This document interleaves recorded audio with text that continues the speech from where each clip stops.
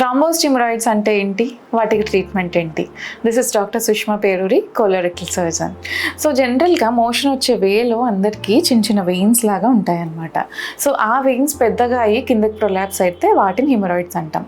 ఒక్కొక్కసారి వీటి లోపలే బ్లీడ్ అయ్యి చిన్న చిన్న క్లాట్స్ ఫామ్ అవుతూ ఉంటాయి, వాటిని థ్రాంబోస్ టిమరాయిడ్స్ అంటాం. సో ఈ థ్రాంబోస్ టిమరాయిడ్స్ ఎలా ప్రెసెంట్ అవుతాయంటే సడన్ పెయిన్ఫుల్ స్వెల్లింగ్ లాగా ఒకటి వచ్చేస్తుంది మోషన్ వచ్చే వే చుట్టూ, దానికి సివియర్ పెయిన్ కూడా ఉంటుంది.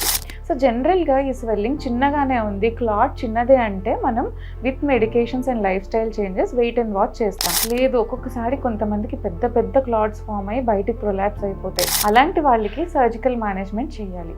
సర్జరీలో కూడా రెండు రకాలు, ఒకటి ఎక్కడైతే క్లాట్ ఫామ్ అయిందో చిన్న కట్ ఇచ్చి ఆ క్లాట్ బయటికి తీసేయడం.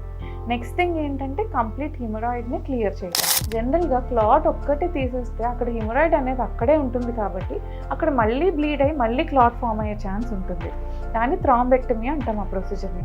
ఓన్లీ థ్రాంబెక్టమీ చేస్తే ఏంటంటే రికరెన్స్ వచ్చేస్తుంది. సో అందుకే ఇలా థ్రాంబోస్ హిమరాయిడ్స్ వచ్చినప్పుడు మనం కంప్లీట్గా పైల్స్తో సహా క్లియర్ చేసుకుంటే ఫ్యూచర్లో మళ్ళీ రాకుండా ఉంటుంది.